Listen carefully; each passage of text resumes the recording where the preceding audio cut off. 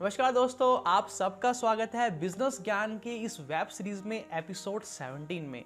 आज हमारे पास एक सवाल भेजा है सुनील सर ने पानीपत से। सुनील सर ने बोला है कि सर मैं जेनरिक मेडिसिन का बिजनेस करता हूं, लेकिन उसमें प्रॉफिट बहुत कम होता है, मार्जिन बहुत कम होता है। मैं उसका होलसेल का बिजनेस करता हूं और सप्लायर्स को मुझे उधार पे सामान देना पड़ता है, जिसकी वजह से मुझे बहुत प्रॉब्लम आती है। सर आप बताएं कि कैसे हम इस बिज़नेस को बड़ा कर सकते हैं। तो सुनील सर बहुत बहुत धन्यवाद कि आपने अपना सवाल भेजा और ज़रूर हम इसका जवाब आपको देना चाहेंगे। और आप सब लोग जो पहली बार इस वीडियो चैनल को देख रहे हैं, मेरे यूट्यूब चैनल को सब्सक्राइब कर लीजिए। यहाँ पे हम आपकी सारी बिजनेस की प्रॉब्लम के सॉल्यूशंस आपको प्रोवाइड करते हैं।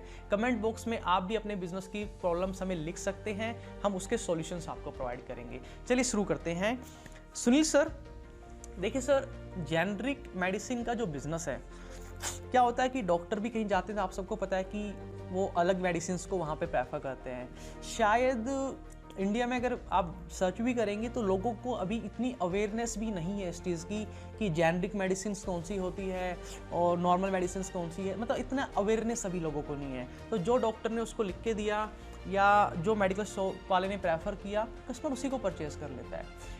तो आपको यहाँ देखो, आप तो होलसेल का बिजनेस कर रहे हो, आप आगे दुकानदार को बेच रहे हो, रिटेलर्स वगैरह को, वो आगे फिर फर्दर सेल कर रहे हैं। लेकिन देखो, आप होलसेल का बिजनेस कर रहे हो तो आपके पास एक सबसे बड़ी कोर कॉम्पिटेंस क्या है कि आपके पास बेस्ट प्राइस है प्रोडक्ट का।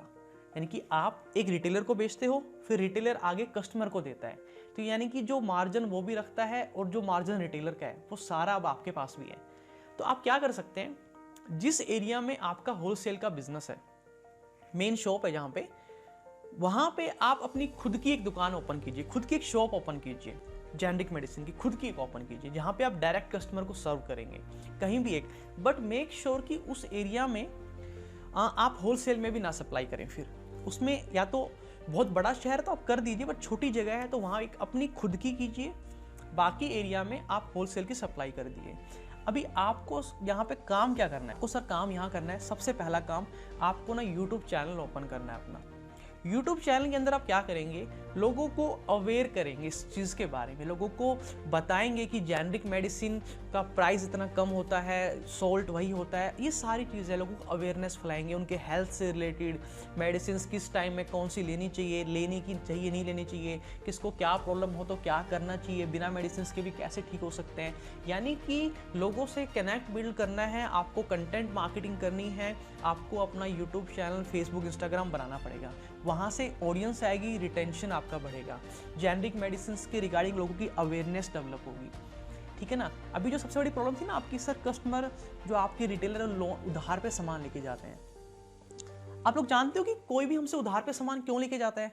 अगर मैं उसको बोलूँ कि भाई तेरे को मैं उधार पे सामान नहीं दूंगा, तो वो आपका दुकान छोड़ के कहीं और चला जाएगा। ऐसा क्यों होता है? ऐसा इसलिए होता है क्योंकि उस दुकानदार को पता है कि यहाँ पे मुझे कुछ ऐसा मिल नहीं रहा भाई कि मैं तेरे से ही बिजनेस करूं। तेरे जैसे 10 बैठे हैं बाजार के अंदर, मैं उनसे जाके सामान खरीद लूंगा जो मुझे उधार पे देंगे। सो आपको अपनी खुद की वो ब्रांड वैल्यू बनानी पड़ेगी कि कस्टमर कहे कि भाई मटेरियल तो मैं इसी होलसेलर से लूंगा, मैं दुनिया जाए बाहर में। आपको वो अपनी वैल्यू बिल्ड करनी पड़ेगी, इसका कोई दूसरा उपाय नहीं है। आपको धीरे धीरे शिफ्ट भी करना पड़ेगा कि उधार पे देना बंद करो। उधार पे आप देते हो तभी वो दूसरा कस्टमर लेता है। ऐसे सर मैंने जॉब भी की है, मैंने बिजनेस भी किया है, सारे काम मैं करता हूँ। मैंने ऐसे बिजनेसमैन भी देखे हैं जो 1 रुपये का उधार ही नहीं करते और उसी के कॉम्पिटिटर मार्केट में 3-3 महीने तक पैसे भी नहीं मांगते अपने ग्राहक से, और फिर भी उस इंसान का बिजनेस एकदम टॉप पे रहता है जो एडवांस में लेके काम करता है। उससे ना खुद को लगता है यार इसके पास साला ऐसा क्या है कि ये एडवांस में पैसे लेके काम कर रहा है। मतलब कि कस्टमर को कह रहा है जाना है तो जा भाई, पैसे एडवांस ही देने पड़ेंगे। सर ऐसी सेल का भी फायदा नहीं है जहां पे आप उधार पे सामान बेचो और पैसा 3 महीने बाद में आ रहा है, आप परेशान हो रहे हो, वर्किंग कैपिटल नहीं है बिजनेस चलाने के लिए, आगे आपको जहाँ से परचेज करना है वहाँ पैसे देने हैं, वहाँ टाइम पे नहीं दे रहे हो, तो ऐसा कोई फायदा नहीं है। तो आपको प्रॉपर खुद का आपको एक क्रेडिट मॉडल को उसको बंद करना पड़ेगा, या फिर क्रेडिट मॉडल आपका ऐसा होना चाहिए कि पीछे आपको 2 महीने बाद पेमेंट करनी है और आपके रिटेलर से 1 महीने में आपकी पेमेंट आ जाए, ताकि 1 महीने वहाँ से पेमेंट आए और बाकी पैसा 2 महीने बाद आप वहाँ पे कर दें। तो ये भी ठीक है, बट ऐसा कभी नहीं होना चाहिए कि पीछे पेमेंट एडवांस करनी है, आगे उधार पे बेच रहे हो।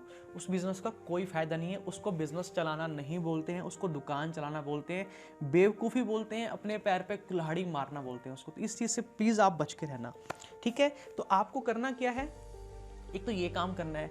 दूसरी चीज़, जो हॉस्पिटल होते हैं या दूसरी जगह, उसके सामने आपको स्मॉल स्टॉल, एकदम स्मॉल, बहुत बड़ी इन्वेस्टमेंट नहीं करनी, वहाँ पे अपनी जेनरिक मेडिसिन की आपको स्टॉल्स लगानी है, छोटे छोटे इवेंट करने हैं जेनरिक मेडिसिन के। और एग्जिस्टिंग मेडिकल स्टोर वाले हैं जो इस बिज़नेस को कर रहे हैं ऑलरेडी, लेकिन वो आपके साथ नहीं जुड़े हुए, आपको अपनी चेन को बढ़ाना है सर। देखो 2 चीज़ें होती है, एक होता है कि मार्जिन बहुत ज़्यादा है, सेल कम होगी तो भी प्रॉफिट ज़्यादा आ जाएगा। लेकिन दूसरी चीज़ होती है कि आपका मार्जिन कम है, उस केस में आपको सेल ज़्यादा करनी पड़ती है उतने ही प्रॉफिट को कवर करने के लिए। तो आपको क्या करना है, अपनी सेल को इम्प्रूव करना है। आपको पता है मार्जिन कम है, सेल बढ़ा दो सर।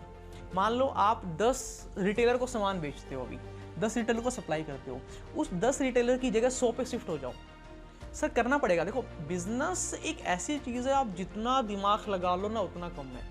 आप बिज़नेस को, मैं कहता हूँ कि एक छोटा सा अगर जूता बनाने की भी दुकान है, आप मुझे बता दो, मैं उस बिज़नेस को पूरी दुनिया में कैसे फैलाना है वो स्ट्रैटेजीज आपको दे दूंगा बना के, इमिडिएटली ऑन द स्पॉट। इसको बोलते हैं बिजनेस नॉलेज। ये होनी चाहिए हर इंसान के अंदर, तभी देश भी बढ़ेगा, आपका बिजनेस भी बढ़ेगा। और लोगों में जो हिंदुस्तान में 80% लोग बिजनेस नहीं कर रहे हैं, दुकान चला रहे हैं, वो रेशो भी चेंज हो जाएगा आज। तो आपको क्या करना है, अपनी सप्लाई की चेन को बढ़ाना है ताकि सप्लाई ज़्यादा हो, और अपने क्रेडिट वाले मॉडल को जो नए सप्लायर बनाएंगे उनको कम कर दो सर, ठीक है ना। उनको कम धीरे धीरे करना पड़ेगा आपको, वरना प्रॉब्लम आपके लिए क्रिएट हो जाएगी। तो इसका सिर्फ एक ही समाधान है सर, इसके अलावा इस चीज़ का और कोई दूसरा समाधान नहीं है। आई होप कि आपको समझ में आया होगा आपको क्या करना है, आप बेटर तरीके से समझ पाएंगे। मुझे कमेंट बॉक्स में सर ज़रूर बताना कि आपको इन स्ट्रैटेजी से जो मैंने बताई आपको कुछ हेल्प मिली या नहीं मिली। एक आपका खुद का स्टॉल आपको ओपन करना है, यूट्यूब चैनल पे अवेयरनेस फैलानी है, हॉस्पिटल के सामने आपको छोटी छोटी स्टॉल्स लगानी है, एक्टिविटीज़ करानी है, कैंपेन्स आपको करने हैं, प्लस में अपनी सप्लाई चेन को बढ़ाना है, अपने डिस्ट्रीब्यूटर को बढ़ाना है सर। आप सब लोगों का बहुत बहुत धन्यवाद इस वीडियो को देखने के लिए। हमारे बिजनेस ज्ञान वेब सीरीज़ में अगर आपके बिजनेस में कोई प्रॉब्लम है हमें कमेंट बॉक्स में जरूर लिख के बताइए। इस चैनल को जरूर सब्सक्राइब कर लीजिए, सबको शेयर कीजिए दोस्तों के साथ में, ताकि वो भी यहाँ पे अपनी बिजनेस की प्रॉब्लम को शेयर करें और उन सबके सॉल्यूशंस हम उनको प्रोवाइड करें। आप सब लोगों का बहुत बहुत धन्यवाद।